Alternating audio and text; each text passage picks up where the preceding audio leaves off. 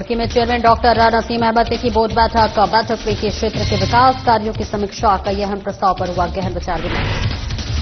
कल में हर्षोल्लास के साथ मनाया गया भाई दूज। बहनों ने भाइयों के माथे पर लगाया तिलक। सुख समृद्धि और मंगल कामना के लिए पूजन। देहरादून के अस्पतालों में मरीजों की संख्या में बढ़ोतरी। सांस लेने में तकलीफ वाले मरीजों में इजाफा। लोगों में बढ़ी खराश, खांसी और जुकाम की समस्या। लहसुन में ज्वलनशील पदार्थ फेंकने वाले आरोपी गिरफ्तार। पटाखे फोड़ने के विवाद पर बच्चों पर डाला पदार्थ। दुकान से करीब 800 लीटर ज्वलनशील पदार्थ जब्त। और रामनगर में हिंदूवादी संगठनों ने पकड़े 2 वाहन। वाहन में भारी मात्रा में मिला गौमांस। हिंदूवादी संगठन ने की कार्रवाई की मांग।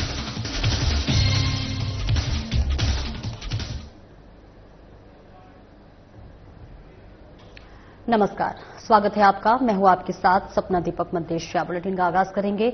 मुख्यमंत्री पुष्कर सिंह धामी ने खटीमा में आयोजित मुख्य सेवक युवक संवाद कार्यक्रम में शिरकत की। आइए अब आपका सीधा रुख कराते हैं खटीमा का, जहां सीएम धामी कार्यक्रम में उपस्थित युवाओं से संवाद कर रहे हैं।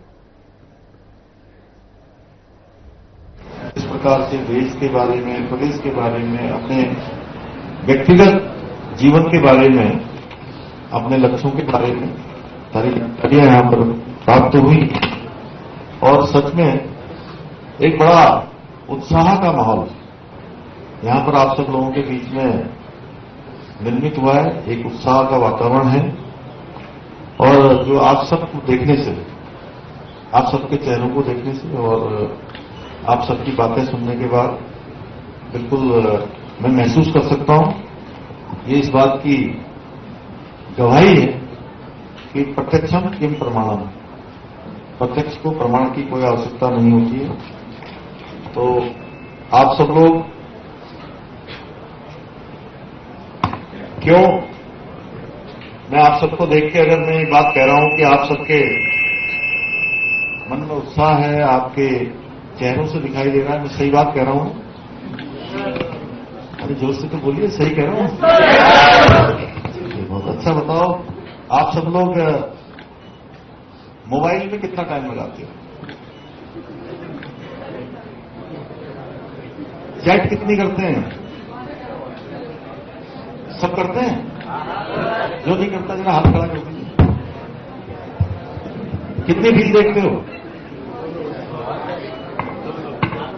कितना टाइम लगता है रील देखने में? खूब टाइम लगता है। और रील कितनी बनाते हैं आप लोग? नहीं बनाते? कोई नहीं बनाता? चलिए, अच्छा है, ये सब करिए। लेकिन इसके साथ साथ जो अपना मुख्य ध्येय है, हमारे जीवन का जो उद्देश्य है, जो हमारा लक्ष्य है, उसको याद रखिए कि आपको लेकर आपके माता पिता ने, आपके शिक्षकों ने, गुरुजनों ने बहुत सारे सपने देखे होंगे। उन सपनों को भी आपने आगे बढ़ाना है। उन सपनों को भी अपने जीवन में पूरा करना है और अपनी पढ़ाई लिखाई, अपना स्किल, इसको लगातार जारी रखना है। लगातार जारी रखना है, लगातार सीखते रहना है। ठीक है ना? सीखते रहेंगे? हर्षिता राणा बोलो, सीखते रहेंगे? तो सीखते रहना है, क्योंकि ये सीखने का, पढ़ने का और ऐसे जिस कक्षा में आप लोग जाते हो, अभी कोई बीए में है, कोई बीएससी में है, कोई बीकॉम में है, कोई उससे आगे वाली क्लासों में है, मैं जिनका नाम नहीं ले रहा हूं, तो ऐसे बैठकर पढ़ने का समय आपको नहीं मिल सकता। अगर मैं भी सोचूं कि आपके जैसे मैं स्टूडेंट बन जाऊं तो क्या बन सकता हूं क्या? ये हमारे डीएम साहब हैं, नितिन भदौरिया जी, देखिए आईएएस की परीक्षा में पास करके हैं, भारत की जो सबसे बड़ी सिविल सर्विसेज की परीक्षा में पास करके आज देश को सेवा दे रहे हैं। उधम सिंह नगर के कलेक्टर हैं, उनके पीछे वो मनीष हैं, ये चंपावत में कलेक्टर हैं।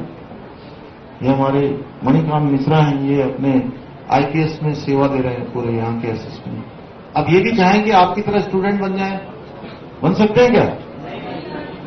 अगर 10 साल बाद, 20 साल बाद आप लोग सोचोगे कि हम फिर से स्टूडेंट बन जाएं, तो क्या आप बन पाओगे?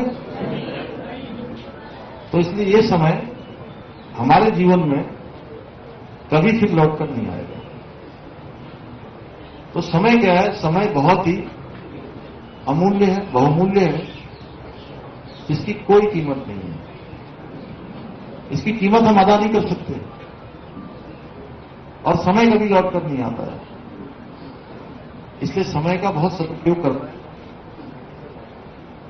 और मैं अपने आप सभी युवा साथियों से कहना चाहता हूं कि मैंने भी आप सबकी तरह ही बहुत लंबे समय तक अखिल भारतीय विद्यार्थी परिषद में, छात्र संगठन में, इन सब में काम किया है, युवा मोर्चा में भी काम किया है।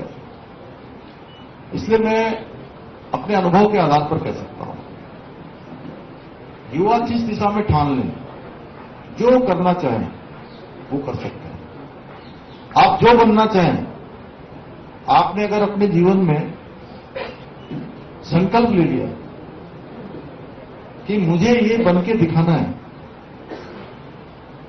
मुझे यहां तक पहुंचना है, मुझे इस लक्ष्य को हासिल करना है। और आप लोग कभी सुनते हैं मुझे जब मैं बोलता हूं, तो मैं एक बात बोलता हूं, विकल्प रहित संकल्प। क्या? इसका अर्थ है कि हमारे संकल्प में कोई विकल्प ना आना, और अंग्रेजी में कहें तो उसको कह सकते हैं मिशन है नो ऑप्शन, कि हमारे मिशन में कोई ऑप्शन नहीं होगा। हम पूजा पाठ करते हैं, जब क्या कहते हैं पंडित जी, संकल्प लेते हैं कि नहीं लेते हैं? संकल्प लेते हैं ना। तो इसीलिए संकल्प जब लेते हैं तो वो पूजा जो है वो 80% पूरी हो जाती है। संकल्प में ही सब कुछ होता है। और हमने अपने जीवन में अगर ये ठान लिया कि ये मेरा संकल्प है और उसमें कोई विकल्प ना आए। नगर पंचायत लठोरा में चेयरमैन डॉक्टर नसीम अहमद के नेतृत्व में बोर्ड बैठक का आयोजन किया गया। इस महत्वपूर्ण बैठक में कस्बे के विकास कार्यों की समीक्षा की गई और भविष्य की योजनाओं पर मुहर लगाने के साथ ही कई अहम प्रस्तावों पर गहन विचार विमर्श हुआ। बैठक की शुरुआत में चेयरमैन डॉक्टर नसीम अहमद ने सभी सदस्यों का स्वागत किया और लंढोरा की जनता को बेहतर सुविधाएं मुहैया कराने की दिशा में एकजुट होकर काम करने का आह्वान किया। इस दौरान चेयरमैन डॉक्टर नसीम अहमद ने बताया कि उनकी प्राथमिकता लंढौरा के हर वार्ड में समान रूप से विकास करना है। उन्होंने अधिकारियों को निर्देश दिए कि पास किए गए प्रस्तावों को जल्द से जल्द धरातल पर उतारा जाए ताकि जनता को इनका लाभ मिल सके। उन्होंने कहा है कि बोर्ड बैठक का मुख्य एजेंडा कस्बे की बुनियादी सुविधाओं में सुधार लाना है। इसमें मुख्य रूप से सफाई व्यवस्था, पेयजल आपूर्ति, स्ट्रीट लाइटों के रखरखाव और सड़क नाली निर्माण के कार्यों को प्राथमिकता दी गई।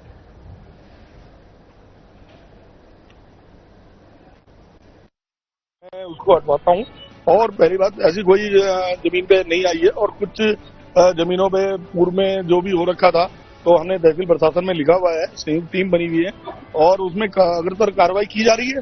कई जगह बोर्ड भी लगाए गए हैं नगर पंचायत के, तो कहीं हमारा ये वो नहीं रहता कि भाई लिपा पोती रहे कि भाई नहीं अरे भाई ये करना है। हमारा तो सीधा सिद्धांत है। और जब जितनी भूमि हमारी नगर पंचायत की होगी, मैंने कहा ना हमारे पास तो यंग ब्लड है इस टाइम, जो हमारे अधिकतर जो चुने हुए सभासद हैं सब यंग ब्लड हैं और ये को पता है कि वो सर पे कपड़ा बांध करके और चल देते हैं। उन्होंने कहा बस अब तो हमने ही उठाना बीड़ा, ठीक है ना। और थल क्षेत्र में भाई बहन के पवित्र स्नेह का प्रतीक पर्व भाई दूज पारंपरिक हर्षोल्लास और धार्मिक वातावरण के साथ मनाया गया। क्षेत्र के थल पड़ाव गांव में बहनों ने इस पर्व को सामूहिक रूप से मनाया। इस अवसर पर बहनों ने अपने भाइयों के माथे पर तिलक लगाया और उनकी लंबी उम्र, सुख समृद्धि और मंगल कामना के लिए विधि विधान से पूजा अर्चना की। इस मौके पर भाइयों ने भी अपनी बहनों को उपहार देकर उनके प्रति अपना स्नेह और आशीर्वाद प्रकट किया। सामूहिक रूप से मनाए गए भैया दूज पर्व के कारण पारिवारिक वातावरण प्रेम और भाईचारे से सराबोर रहा। पौराणिक मान्यता के अनुसार इस दिन यमराज अपनी बहन यमुना के घर आए थे, तभी से यह पर्व भाई बहन के पवित्र स्नेह संबंध का प्रतीक बन गया। ग्रामीण क्षेत्रों में भी महिलाओं ने पारंपरिक वेशभूषा में यह पर्व मनाया। सभी बहनें अपने भाइयों को तिलक लगाकर उनकी पूजा करते हैं और उनकी लंबी उम्र की कामना करते हैं। इसके दिन सभी बहनें अपने भाइयों को तिलक लगाकर उनकी पूजा करते हैं और उनकी लंबी उम्र की कामना करते हैं। दीपावली के 5 दिवसीय महापर्व का समापन आज भाई बहन के पवित्र रिश्ते के प्रतीक भैया दूज के साथ हुआ। देश भर में आज भाई बहन के प्रेम का प्रतीक भैया दूज पर्व बड़ी ही श्रद्धा और उमंग के साथ मनाया गया। बहनों ने अपने भाइयों को प्रेम पूर्वक भोजन कराया और उन्हें शुभ मुहूर्त में तिलक लगाकर उनकी आरती कर दीर्घायु और समृद्धि की कामना की। ये पर्व भाई बहनों के बीच अटूट प्रेम और स्नेह को दर्शाता है। दूरदराज रहने वाले भाई बहन भी इस विशेष दिन पर एक दूसरे से मिलने और पारंपरिक रीति रिवाजों को निभाने के लिए अपने घरों पर पहुंचे। इस प्रकार यह त्योहार पूरे प्रदेश में पारिवारिक एकजुटता और प्रेम के संदेश के साथ मनाया जा रहा है। कहानी इस प्रकार की है कि यम द्वितीया के दिन यम अपनी बहन से आशीर्वाद लेने के लिए यमुना जी के पास गए थे। यमुना जी ने उनको अपने भाई को आशीर्वाद दिया और उन्होंने अपने भाई की दीर्घ आयु की कामना प्राप्त की और उसके बाद उन्होंने यम ने कहा जिस प्रकार से भैया की जो भाई की पूजा करेंगे उसको उनकी रक्षा में करेंगे। दीपावली पर्व बीत जाने के बाद प्रदेश के अस्पतालों में स्वास्थ्य संबंधी परेशानियां वाले मरीजों की संख्या में अचानक बढ़ोतरी दर्ज की गई है। खासकर नाक, कान और गले संबंधी समस्याओं के साथ ही सांस लेने में तकलीफ वाले मरीजों की तादाद में लगातार इजाफा हो रहा है। खराब हवा और मौसम में बदलाव से गले में दर्द और खराश, खांसी और जुकाम की समस्या बढ़ गई है। ऐसे में दीपावली के बाद पटाखों और धूलकड़ों के कारण हवा की गुणवत्ता खराब हुई है, जिससे एलर्जी और श्वसन नली में जलन की समस्या बढ़ी है। दून अस्पताल के ईएनटी विशेषज्ञ डॉक्टर उत्कर्ष जैन ने बताया कि सामान्य दिनों की अपेक्षा गले में दर्द, खराश, खांसी, सांस लेने में तकलीफ, पटाखों से घायल हुए कई मरीज आए हैं। दिवाली के बाद हमने ये चीज नोटिस करी है कि प्रदूषण बढ़ा है, जबकि सुप्रीम कोर्ट ने गाइडलाइंस दी थी कि 8 से 10 बजे तक की पटाखे फोड़े और ग्रीन पटाखों का इस्तेमाल किया जाए। तो आमतौर से और सालों के कंपैरिजन में तो प्रदूषण गिरा ही है, बट फिर भी बढ़ता ही है, जिसकी वजह से हमने देखा कि मरीजों की तादाद भी बढ़ी है। मरीजों की तादाद में हम ये देख सकते हैं कि जो मरीज ऐसे हैं जिनको पटाखे के धुएं से दिक्कत होती है, तो नाक और इसमें गले में जो जाता है प्रदूषण, उसकी वजह से इनहेलेशनल इंजरी होती है, उसके केस हमने देखे हैं। या फिर पटाखे छोड़ते समय लापरवाही अगर दिखाएं तो उसकी वजह से जो मुंह या हाथ वैर जल जाता है, उसकी हमने तादाद देखी है।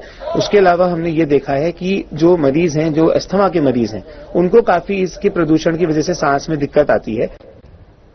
रामनगर में उस समय हड़कंप मच गया जब हिंदूवादी संगठनों के कार्यकर्ताओं ने 2 पिकअप वाहनों को पकड़ लिया, जिनमें कथित रूप से भी गौमांस भरा हुआ था।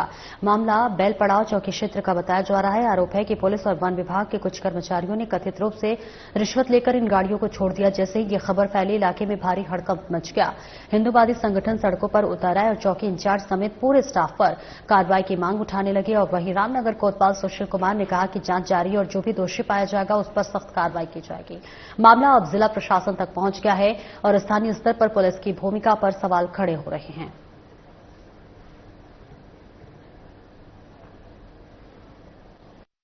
अभी स्थानीय लोगों द्वारा एक डीप फ्रीजर गाड़ी पिकअप है, इसको पकड़ा हुआ है, पकड़ के हमारे सुपुर्द किया है। उनका कहना है कि इसमें कोई गलत सामग्री भरी हुई है, तो उसको जांच के लिए हमने डॉक्टर को फोन कर दिया। डॉक्टर आएगा, उसके बाद जांच के बाद ही उचित कार्रवाई की जाएगी। सरकार का कोई मामला मेरे संज्ञान में नहीं आएगा, अगर आता है तो उसकी जांच की जाएगी। सर ये जो नहीं, गाड़ी में नंबर प्लेट लगी हुई है, एक यूके 0 है, तो उसकी जांच कर ली जाएगी। वो तो चेसी नंबर, इंजन नंबर से जानकारी प्राप्त हो जाएगी ना, जो नंबर लगा हुआ है उसमें, उसका चेसी नंबर मैच करा नहीं करा उसको कार्रवाई। अगर कुछ भी गलत होगा, पूरी सख्त से सख्त कार्रवाई होगी। और हरिद्वार के ग्राम जमालपुर में देखा हाथियों का झुंड। जी हां, आपको बताते चले कि जहां पर हाथियों का झुंड जाते हुए देखा गया, जंगली हाथियों को देख ग्रामीणों में दहशत फैल गई। सड़क और खेतों में दौड़ते नजर आए हाथी। कॉलोनी से निकलकर गन्ने के खेतों में पहुंचा हाथियों का झुंड, फसलों को किया तहस नहस। आए दिन आबादी वाले इलाकों में पहुंच रहे हैं जंगली हाथी। वन विभाग के दाव पर उठे सवाल। स्थानीय बोले, वन विभाग की लापरवाही से बढ़ रहा इंसान और वन्य जीवों का टकराव। तो हरिद्वार के ग्राम जमालपुर कला में दिखा हाथियों का झुंड।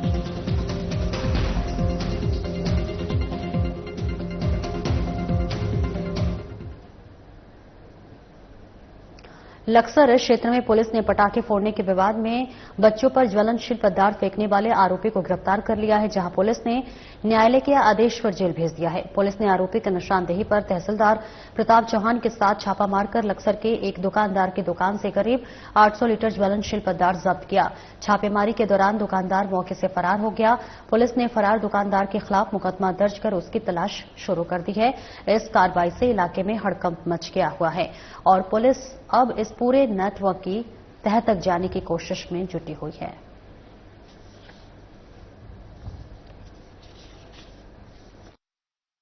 लक्सर में वो जो ज्वलनशील पदार्थ वाला, उसमें पुलिस ने सेम डे एफआईआर दर्ज कर ली थी। जिस शख्स ने वो कृत्य किया उसको अरेस्ट करके हमने जुडिशियल रिमांड पे भेज रहे हैं। बाकी एक पीड़ित दो तीन पीड़ित थे, एक उसमें थोड़ा ज्यादा इंजर्ड है, उनका भी ट्रीटमेंट चल रहा है। बाकी वो पदार्थ क्या था कैसा उसका एग्जामिनेशन अभी बाकी है, लेकिन हमने जो रेलेवेंट सेक्शन थे उसमें एफआईआर करके लीगल कार्रवाई स्टार्ट कर दी और बाकी विवेचना अभी जारी है। जो दुकान है उस ज्वलनशील पदार्थ की बरामद हुआ नहीं, वो अभी वो जांच का विषय, उसमें वो व्यक्ति उस लिक्विड को कहां से लेके आया, क्या लेके आया, इसमें अभी जांच चल रही है। जो एक गंभीर है जिसके वो अभी अंडर ट्रीटमेंट है, वैसे आउट ऑफ डेंजर बताए जा रहे हैं, तो अभी ट्रीटमेंट उनका जो बेस्ट है वो ट्राई करेंगे। शादी समारोह से वापस लौट रहे 3 युवकों की वाहन खाई में गिरने से दर्दनाक मौत हो गई है। वाहन सवार 2 युवक गंभीर रूप से घायल हुए हैं, जिन्हें उपचार के लिए अस्पताल में भर्ती कराया गया है। आपको बता दें कि हादसा गुलर पावकी देवी मार्ग पर देर रात हुआ है, जहां आपको बता दें कि घायलों की पहचान निखिल रमोला और तनुज पुंडे निवासी श्यामपुर के रूप में हुई है, जबकि मृतकों की पहचान विमल कंडियाल, राहुल कोलरा कलोड़ा और आशीष कलोड़ा निवासी श्यामपुर के रूप में हुई है। मुनि किरेती के इंस्पेक्टर प्रदीप चौहान ने बताया कि पुलिस और एसडीआरएफ की टीम ने कड़ी मशक्कत के बाद खाई में उतरकर घायलों को बाहर निकाला है। मृतकों के शव खाई से निकालकर पंचायतनामा और पोस्टमार्टम की कार्रवाई की जा रही है। घटना के बाद शादी समारोह की खुशियों ने खलल पड़ा है। मृतकों के घर की भी कोहराम मच गया है। वहीं एसडीआरएफ के इंस्पेक्टर कविंद्र सजवान ने बताया है कि भाई दूज से पहले 3 युवकों की मौत से पूरे क्षेत्र में शोक की लहर है।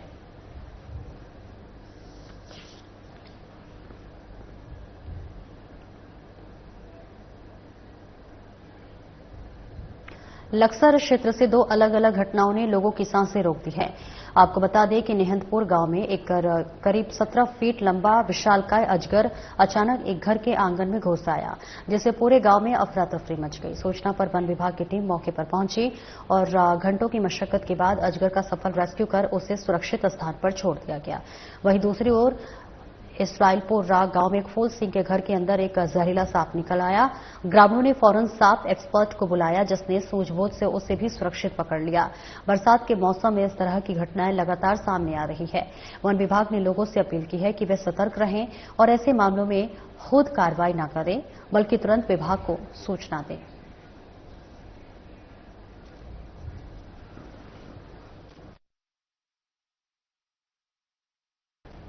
तो देखिए, लक्सर से ये तस्वीरें आपको दिखा रहे हैं, जहां 2 अलग अलग घटनाओं ने लोगों की सांसें रोक दी है। घर के आंगन में 17 फीट लंबा अजगर घुसा। वन विभाग की टीम ने हालांकि सफल रेस्क्यू किया। उसके बाद लोग ने राहत की सांस ली, लेकिन ये तस्वीरें आप देख सकते हैं कि कितना विशालकाय यह अजगर दिख रहा है। और इस अजगर के घर में घुस जाने के बाद से लोगों में डर का माहौल देखा गया। लोग दहशत में थे और अब वन विभाग ने इसे रेस्क्यू कर लिया है, जिसके बाद लोग राहत की सांस लेते हुए नजर आ रही है। तस्वीरें आपको लक्सर से दिखा रहे हैं। अलग अलग घटनाओं ने लोगों की सांसें रोक दी है। मैनपुर गांव में एक करीब 17 फीट लंबा विशालकाय अजगर अचानक घर में घुस गया, जिससे पूरे गांव में अफरा तफरी मच गई।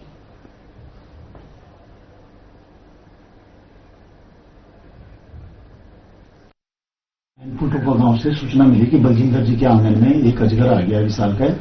तुरंत जो है क्यूआरटी को मौके पर भेजा गया और उसे रेस्क्यू कर सुरक्षित वासस्थल में छोड़ा गया। मैं लोगों से अपील करता हूं, अगर कभी भी ऐसा कोई वन्यजीव आता है तो तुरंत उसकी सूचना हमारी चौकी में दें, नहीं तो हमारे टोल फ्री नंबर 1926 पर संपर्क करें।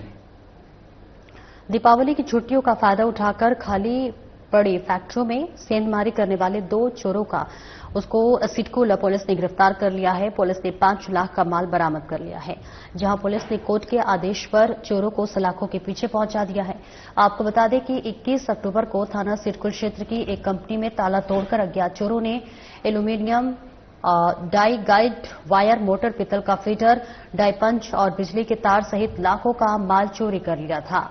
बता दें कि मामले की विवेचना उप निरीक्षक अनिल बिष्ट को सौंपी गई। विवेचक ने चेकिंग के दौरान 2 चोरों को ई रिक्शा पर चोरी का माल लादकर ले जाते हुए गिरफ्तार कर लिया। आरोपियों की पहचान आसिफ और फैजान के रूप में हुई है। पूछताछ में आरोपियों ने खुलासा किया कि उन्होंने अपने तीसरे फरार साथी शाहरुख के साथ मिलकर 18 अगस्त की रात कंपनी की दीवार फांदकर चोरी की थी। उन्होंने कुछ चोरी का माल कबाड़ी को बेचा था, जबकि बाकी सामान झाड़ियों में छुपा दिया था। आज वे छुपाए हुए माल को ई रिक्शा से दोबारा कबाड़ी को बेचने जा रहे थे, तभी पकड़े गए थाना प्रभारी नितेश शर्मा ने बताया कि चोरी का माल खरीदने वाले फरार कबाड़ी और तीसरे चोर की तलाश में पुलिस टीम लगातार दबिश दे रही है। पुलिस ने कबाड़ी के गोदाम को भी सीज करने की तैयारी शुरू कर दी है।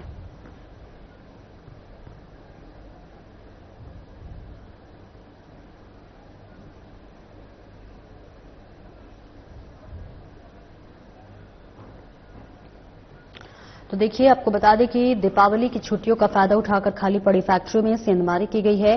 सेंधमारी करने वाले 2 चोरों को सिडकुल पुलिस ने गिरफ्तार कर लिया है। पुलिस ने 5 लाख का माल बरामद कर लिया है, जहां पुलिस ने कोर्ट के आदेश पर चोरों को सलाखों के पीछे पहुंचा दिया है। आपको बता दें कि 21 अक्टूबर को थाना सिडकुल क्षेत्र के एक कंपनी में ताला तोड़कर अज्ञात चोरों ने aluminium, die guide wire, motor, पीतल का फीडर, डाई पंच और बिजली के तार सहित लाखों का माल चोरी कर लिया था। मामले की विवेचना उप निरीक्षक अनिल बिष्ट को सौंपी गई। विवेचक ने चेकिंग के दौरान 2 चोरों को ई रिक्शा पर चोरी का माल लादकर ले जाते हुए गिरफ्तार किया। आरोपियों की पहचान आसिफ और फैजान के रूप में हुई है। आपको बता दें कि पूछताछ में आरोपियों ने खुलासा किया है कि उन्होंने अपने तीसरे फरार साथी शाहरुख के साथ मिलकर 18 अगस्त की रात कंपनी की दीवार फांदकर चोरी की थी। उन्होंने कुछ चोरी का माल कबाड़ी को बेचा था, जबकि बाकी सामान झाड़ियों में छुपा दिया था। आज वे छुपाए हुए माल को ई रिक्शा से दोबारा कबाड़ी को बेचने जा रहे थे, तभी पकड़े गए थाना प्रभारी नितेश शर्मा ने बताया कि चोरी का माल खरीदने वाले फरार कबाड़ी और तीसरे चोर की तलाश में पुलिस टीम लगातार दबिश दे रही है। पुलिस ने कबाड़ी के गोदाम को भी सीज करने की तैयारी शुरू कर दी है। तो हरिद्वार से ये तस्वीरें दिखा रहे हैं, जहां फैक्ट्री में सेंधमारी करने वाले चोर को गिरफ्तार कर लिया गया है।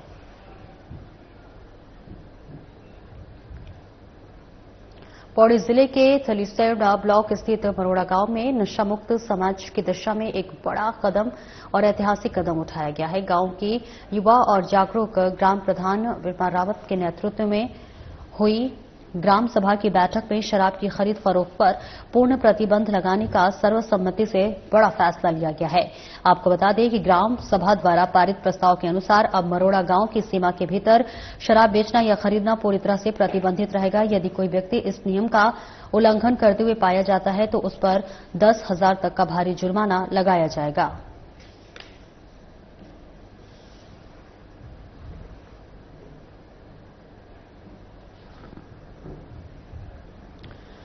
तस्वीरें दिखा रहे हैं आपको पौड़ी से, जहां पर बता दें कि पौड़ी जिले के थलीसैड़ ब्लॉक स्थित मरोड़ा गांव ने नशा मुक्त समाज की दिशा में एक बड़ा और ऐतिहासिक कदम उठाया है। गांव की युवा और जागरूक ग्राम प्रधान विरमा रावत के नेतृत्व में हुई ग्राम सभा की बैठक में शराब की खरीद फरोख्त का पूर्ण प्रतिबंध लगाने का सर्वसम्मति से बड़ा फैसला लिया गया है। ग्राम सभा द्वारा पारित प्रस्ताव के अनुसार अब मरोड़ा गांव की सीमा के भीतर शराब बेचना या खरीदना पूरी तरह से प्रतिबंध रहेगा। वाले व्यक्ति पर 20,000 रुपए का जुर्माना लगेगा। गांव में अवैध रूप से शराब खरीदने वाले व्यक्ति पर 10 लाख रुपए का जुर्माना लगेगा। गांव में पूजा पाठ, श्राद्ध, मकानी लैंडर एवं अन्य धार्मिक कार्यों में शराब पूरी तरह से प्रतिबंधित रहेगी।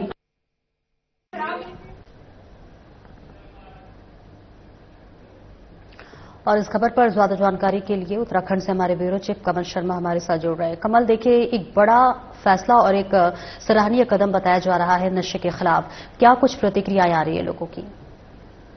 हाँ, बिल्कुल। सपना कहें तो जिस हिसाब से हम देख रहे हैं कि लगातार कोई ऐसी अछूती जगह नहीं हमें देखने को मिल रही है, चाहे हम उत्तराखंड की बात करें, लेकिन नशा जो है लगातार बढ़ता जा रहा है। और हम ये भी देख रहे हैं, पहले क्या होता था कि बड़े बुजुर्ग या कहीं होता था, लेकिन अब छोटे छोटे होते हैं। और हम अब एक चीज और भी चीज देखते हैं, हम देखें अब कहीं ना कहीं चाहे वो कम उम्र की लड़कियां हों चाहे कैसी भी हों, उनमें भी कहीं ना कहीं नशा बढ़ता जा रहा है।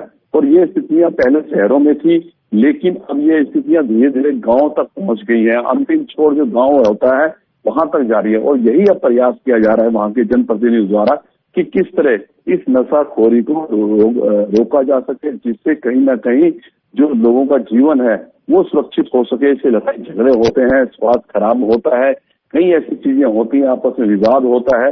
तो यही आप अगर हम कहें तो पौड़ी जिले की जो थैलीसण ब्लॉक है वहां की ग्राम प्रधान है, उसमें वहां पर एक ऐतिहासिक निर्णय लिया गया है कि इस एरिया में जो पूरा क्षेत्र पड़ता है उसकी सीमा के अंदर ना शराब बिकेगी, ना किसी प्रकार का होगा।